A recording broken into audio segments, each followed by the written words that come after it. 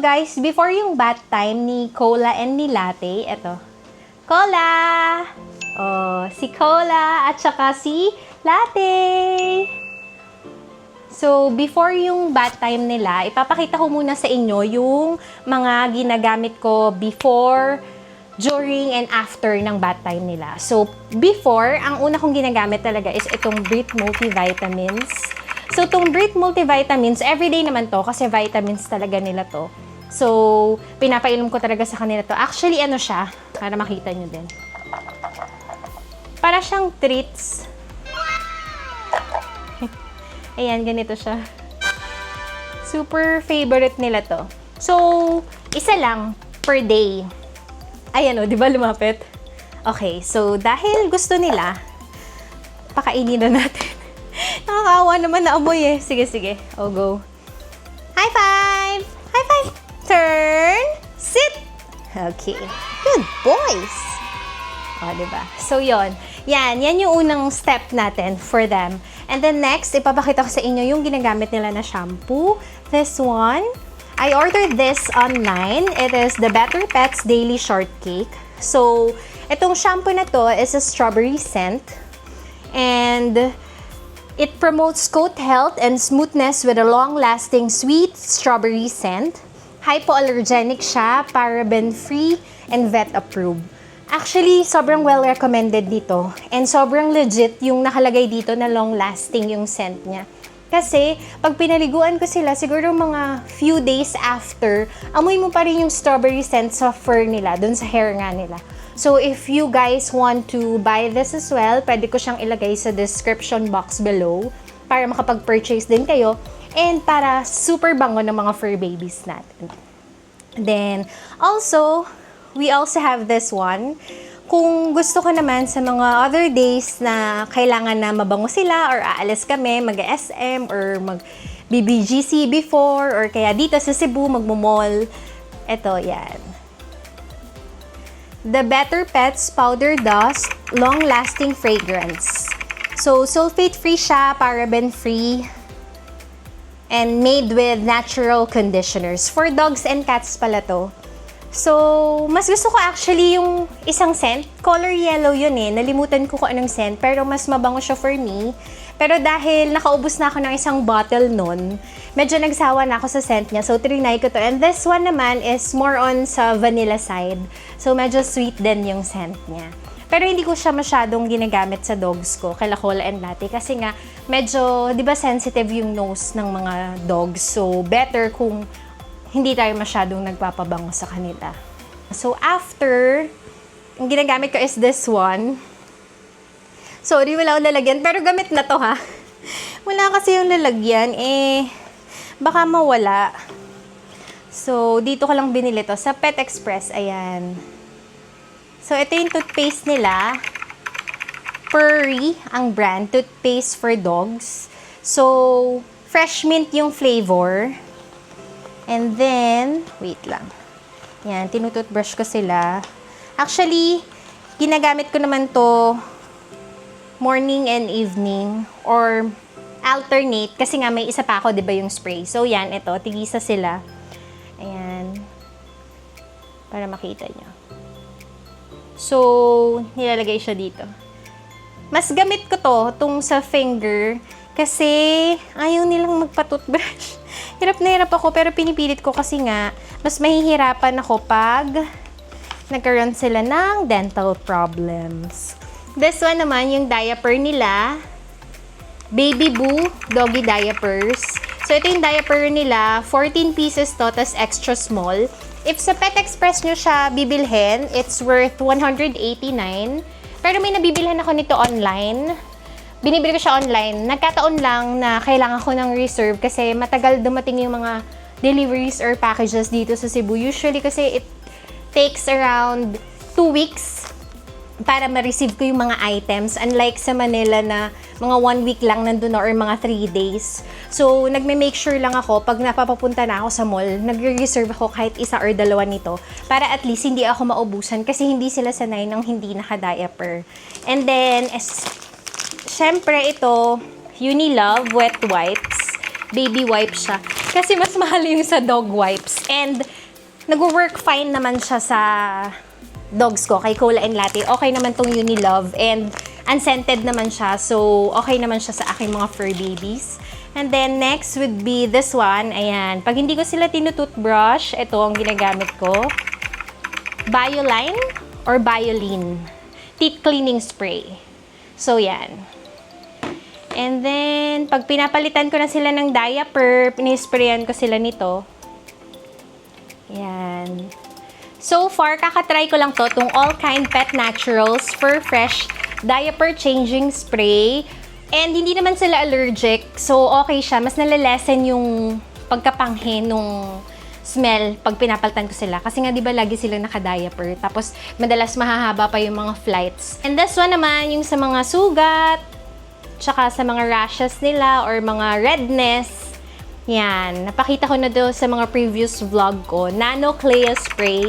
So, super effective. So, if you want, I can also put the link on the description box. Online ko lang din to nabibili.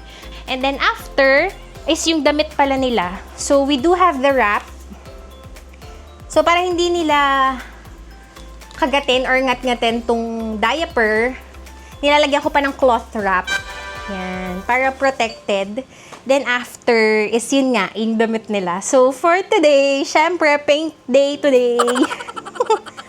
So, for today, pink day. So, ito yung damit nila. So, this one is for Cola and this one is for Latte.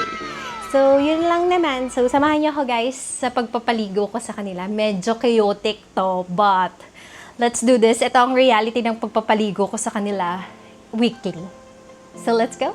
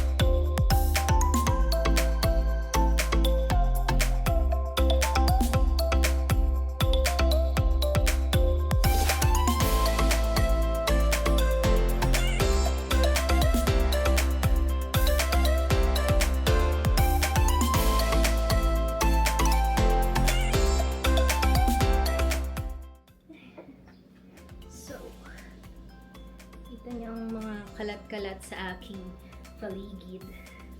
But, it's okay. Kanilang towel. Yes! Pumunta lahat sa salamin ni Mami Chway Chway. Para bang ayaw mo kong pagsalaminin.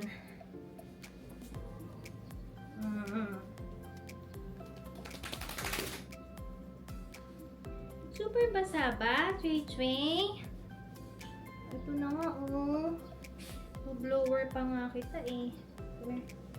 So, pag ganito, basang-basa din ako guys, syempre.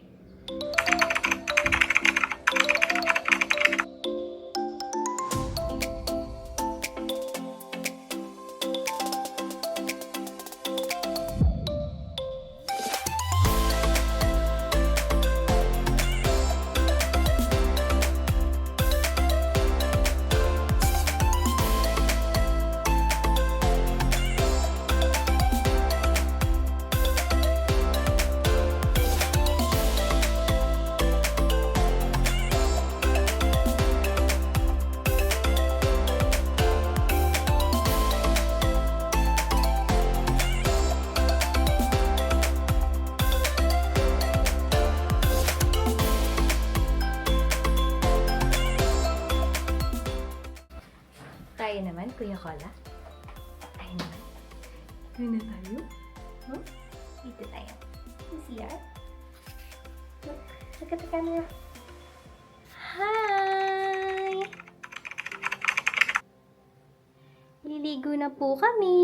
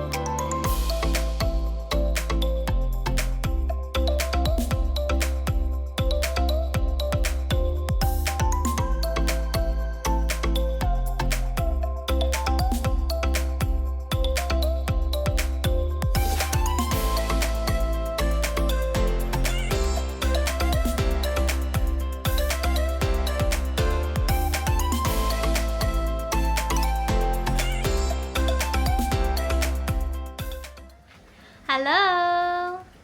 Bagong palit na din yung bedsheet.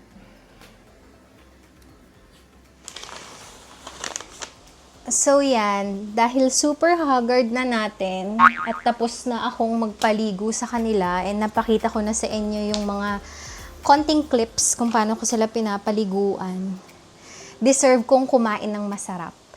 So, nagpa-deliver ako sa Cookpub.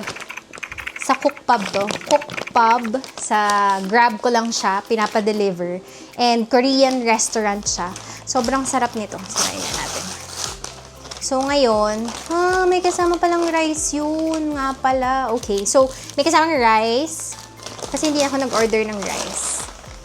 So, may kasama nga palang rice yung order.